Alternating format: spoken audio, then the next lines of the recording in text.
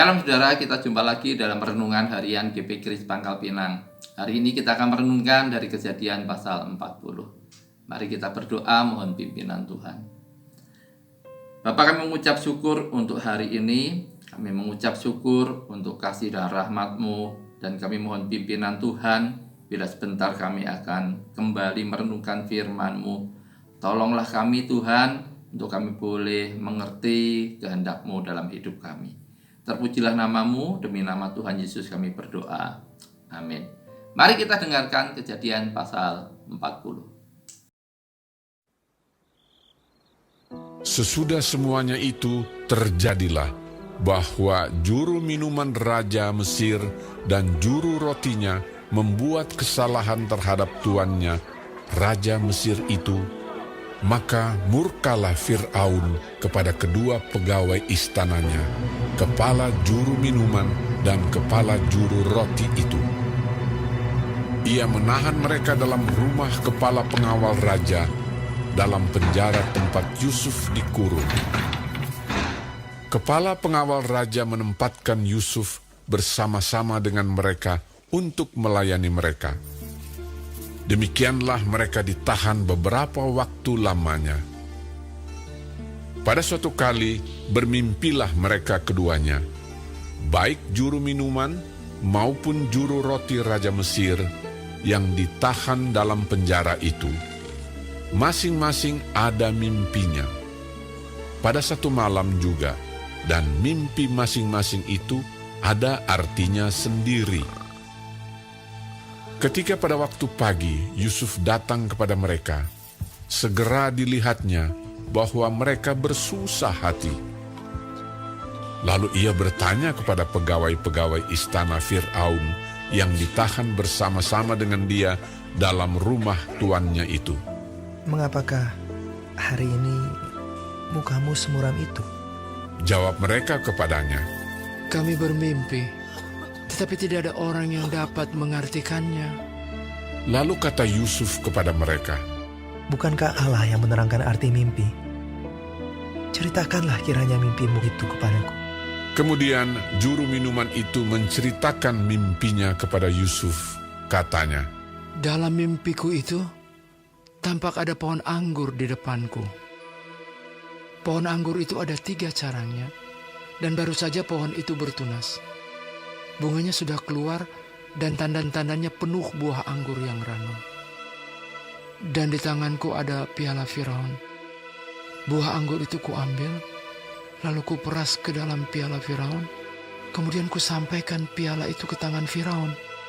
kata Yusuf kepadanya, Beginilah arti mimpi itu. Ketiga carang itu artinya 3 hari. Dalam 3 hari ini, Firaun akan meninggikan engkau dan mengembalikan engkau ke dalam pangkatmu yang dahulu. Dan engkau akan menyampaikan piala ke tangan Firaun seperti dahulu kala, ketika engkau jadi juru minumannya.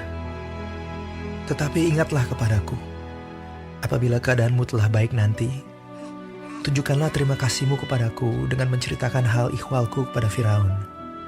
Dan tolonglah keluarkan aku dari rumah ini. Sebab aku diculik begitu saja dari negeri orang Ibrani. Dan di sini pun aku tidak pernah melakukan apa-apa yang menyebabkan aku layak dimasukkan ke dalam liang tutupan ini.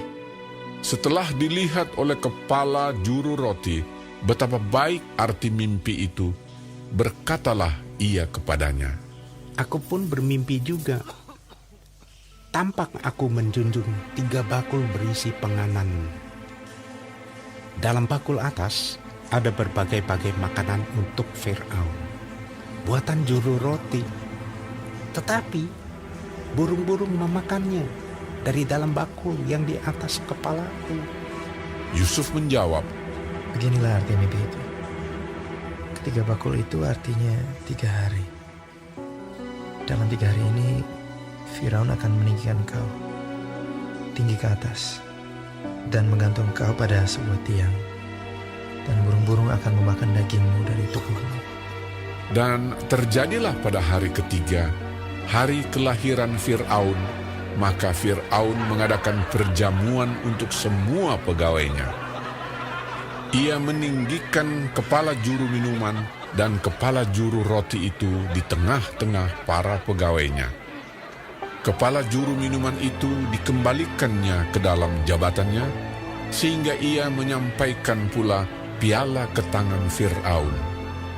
Tetapi kepala juru roti itu digantungnya, seperti yang ditakdirkan Yusuf kepada mereka. Tetapi Yusuf tidaklah diingat oleh kepala juru minuman itu, melainkan dilupakannya. Saudara, terkadang hidup ini penuh dengan kejutan. Ini yang terjadi dalam kehidupan Yusuf. Dari kehidupan yang nyaman sebagai seorang anak yang paling dikasihi papanya, lalu jatuh menjadi seorang budak. Perubahan yang sangat drastis.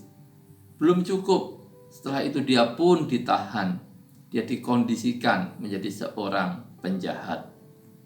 Tetapi kemudian dalam keadaan yang paling terpuruk itu, Tuhan mengangkat begitu tinggi. Siapa duga mimpi-mimpi Yusuf sedang berproses menjadi realitas melalui mimpi-mimpi orang lain. Siapa sangka bahwa di saat memikul dalam tanda kutip salib sedemikian gelap, terang penyataan Tuhan mendatangi Yusuf dan menyiapkan dia ke babak selanjutnya dengan peran yang jauh lebih besar. Akibat memelihara integritasnya, Yusuf dipenjara. Statusnya berubah dari budak menjadi penjahat. Tuduhannya tidak main-main. Upaya memperkosa istri pejabat tinggi. Betapa kelamnya keadaan Yusuf.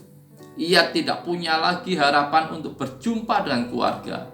Apalagi berangan-angan agar mimpi masa remajanya itu menjadi kenyataan.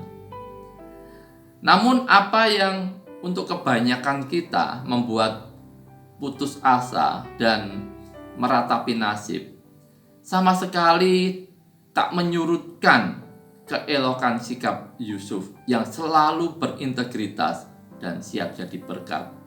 Dalam penjara pun Allah hadir dan bertindak, mewujudkan rencananya bagi orang pilihannya.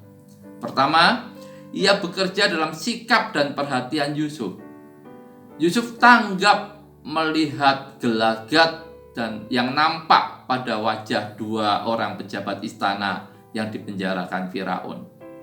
Inisiatif aktif kita menggunakan anugerah umum Allah dengan baik merupakan celah bagi terbukanya kesempatan dari Allah yang datang secara supranatural. Kedua, Allah bekerja melalui mimpi kedua pejabat negara itu. Allah juga memberikan hikmat sehingga Yusuf dapat mengartikan kedua mimpi itu dengan tepat. Keterlibatan ilahi terjadi baik secara tidak langsung maupun langsung.